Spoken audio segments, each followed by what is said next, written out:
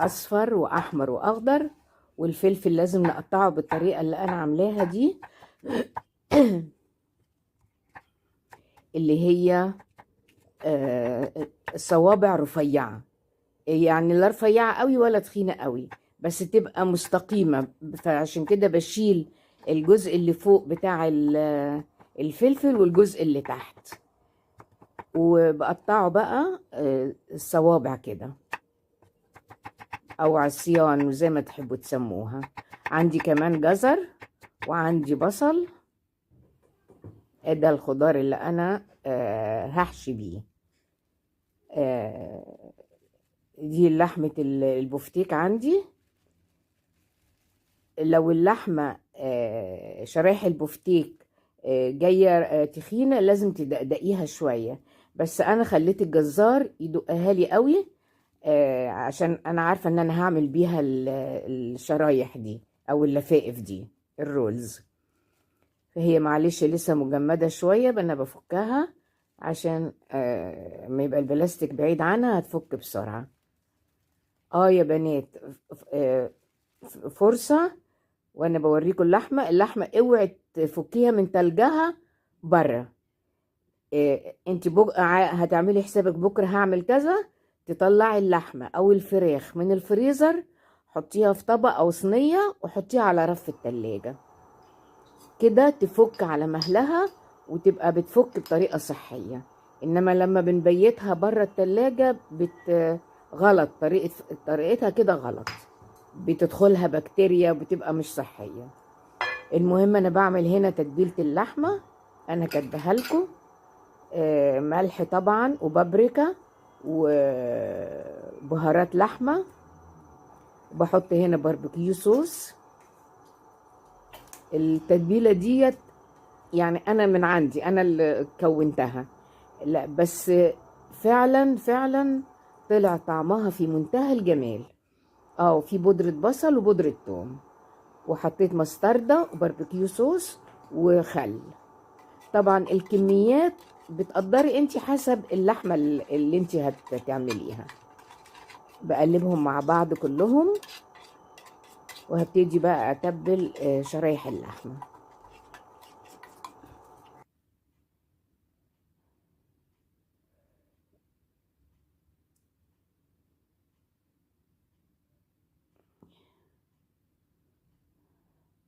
ارصهم بقى كده فوق بعضيهم واتبل فيهم. في حاجة برضو مهمة عايزة اقولها لكم.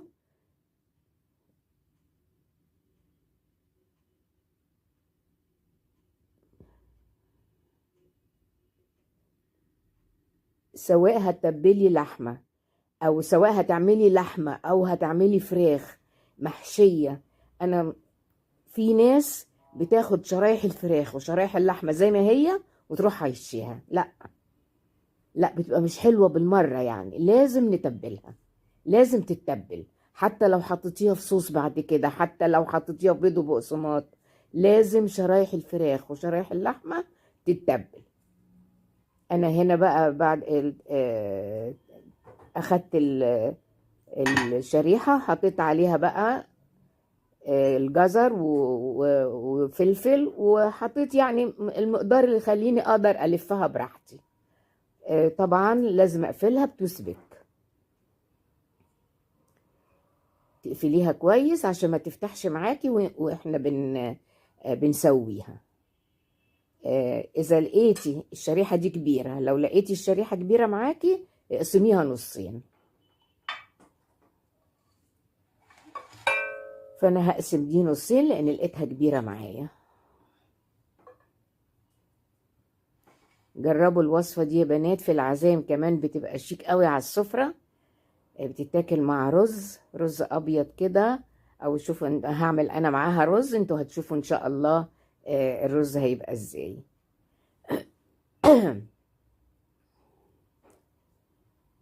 بحط بقى من التشكيلة اللي انا مقطعاها. انا كنت زمان الوصفة دي باخد الخضار ده واشوحه على النار شوية، بس انا فكرت قلت ما هو هيستوي مع الشرايح في الصوص، ايه لازمة احطه في زيت تاني واقعد اشوحه؟ عشان كده خليته زي ما هو، وهو هيستوي مع اللحمة، وهي الأول بنحمرها، وبعدين هيستوي مع اللحمة وهي بتستوي في الصوص، فكفاية كده هيبقى حلو، لأنه هو متقطع رفيع، فمش مش لازم يتشوح. يعني هنا بلفها كويس بقى، وبعدين اعملها بالتوثبيك. معلش انا وريتكم واحدتين تلاتة كده عشان حبايبي البنات اللي لسه في بداية دخولهم المطبخ يبقوا كأنه دوت فيديو تعليمي ليهم.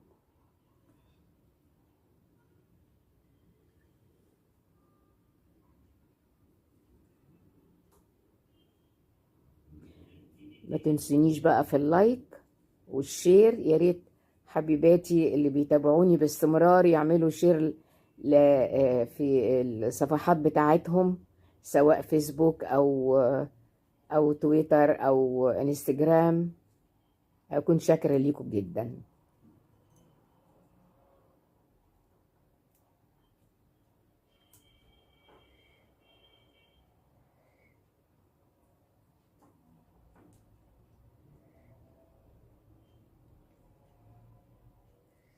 اظبط كده الشرايح دي، حشيتها كلها.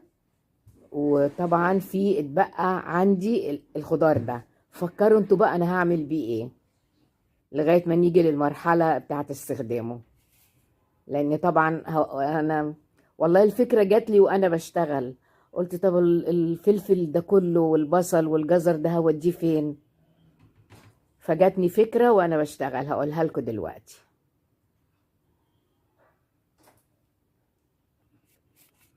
دايما الواحد وهو بيعمل الاكل بتجيله كده حاجات فجأة على دماغه او في باله، بيروح منفذها، والحمد لله بتطلع حلوة.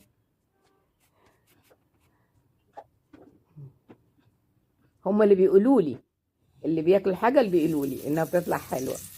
المهم، انا قلبت الرولات في دقيق ما فيهوش اي حاجة، وسخنت زيت في طاسة كويس قوي،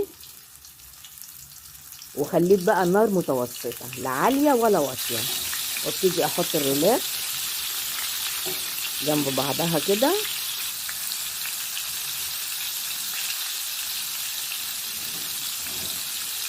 يعني لازم في الاول نديها صدمة، انا مش بسويها، انا في الاول لازم اديها صدمة علشان تمسك في بعضها كده، الرول يمسك في بعضه. سهلة وجميلة قوي، وشيك في التقديم، وطعمها في منتهى الجمال.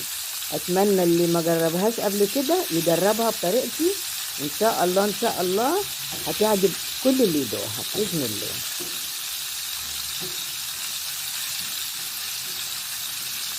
اقلب كده على مهلي. انا خلصت خلاص الكمية. ده بقى الخضار اللي اتبقى، ادي انا بقطعه كده، وهنشوف. تفتكروا انا هعمل بيه ايه؟ هنشوف بقى دلوقتي.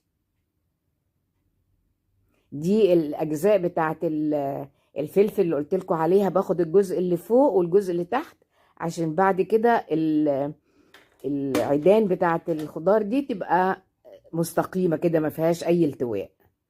هبتدي اضربهم بقى في الخلاط الصغنون ده. انا مش هنعمهم قوي، هخليهم يعني يتقطعوا كده رفيع.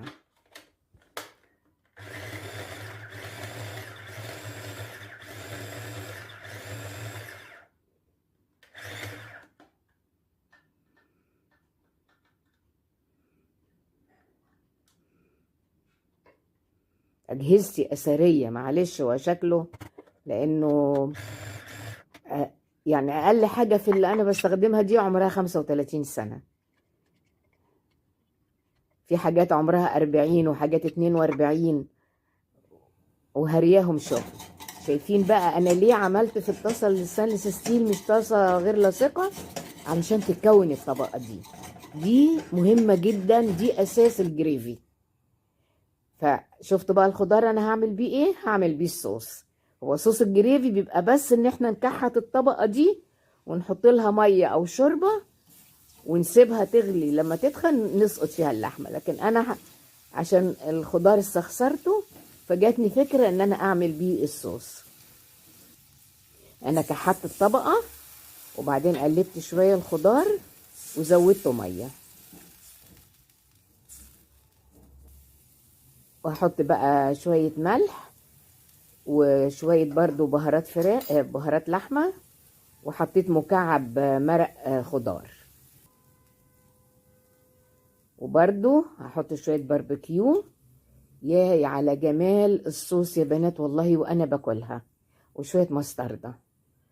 الصوص والله خرافي خرافي.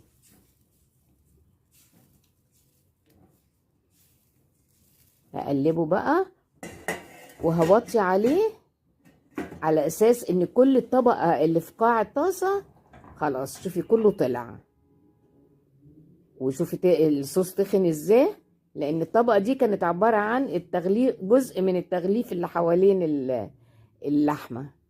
اسقط بقى اللحمة، اوطي بقى خالص النار. على فكرة الرولات قبل ما تحطيها في الصوص لازم تشيلي التوس بيك، اوعى تنسوها لحسن حد بياكلها يعيبوا علينا يقول ايه ده ناسين العيدان في الاكل. المهم انا بشيلها وحطيتها بقى في الصوص. لازم الصوص يغطيها، عشان كده هزودها شوية مية. طبعا هي ملهاش لازمة الشوربة لان انا عاملة لحمة، ف سوائل اللحمة هتنزل دلوقتي في الصوص. اغطيها بقى كويس. وطبعا انا ظبطت الملح، دقتها ولقيت الملح كده مظبوط الحمد لله. اغطيها بقى واوطي خالص كأننا بندمس فول. هعمل بقى الرز. طبعا انتوا خدتوا بالكم انا ما اخدتش كل الخضار، اخدت جزء منه والجزء التاني. ايوه تمام، برافو عليكم. هعمل بيه الرز. انا حطيت هنا معلقه سمن بلدي كده حلوه، ورحت حاطه عليها بقيه الخضار. شفتوا بقى انا استفدت في الخضار ازاي؟ حرام نرمي اي حاجه.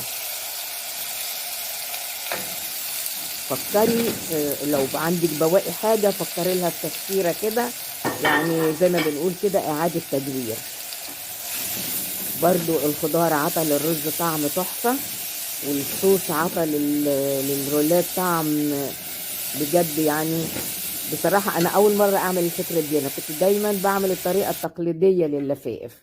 خلاص الدقيق اللي في القاع دوت بنكحته ونزود شوربة أو مية ونسقط فيه الرولات.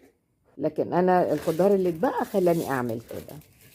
أنا حطيت برضو هنا مكعب مرق، وحطيت ملح، وحطيت شوية كاري صغيرين قوي، يعني حبة على طرف المعلقة. شوف لون المية جميل ازاي. طبعا حطيت مقدار الرز ومقدار المية بتاعته. وطبعا برضو الرز عارفين ان احنا بنوطي خالص وتحته الشياطة. شوف هنا استوت اللحمة، شوف الصوص بتاعها جميل ازاي. هنا هقول لكم في طريقتين بقى.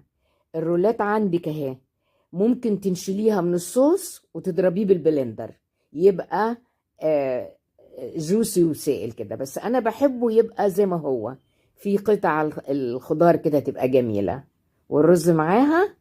واتمنى بقى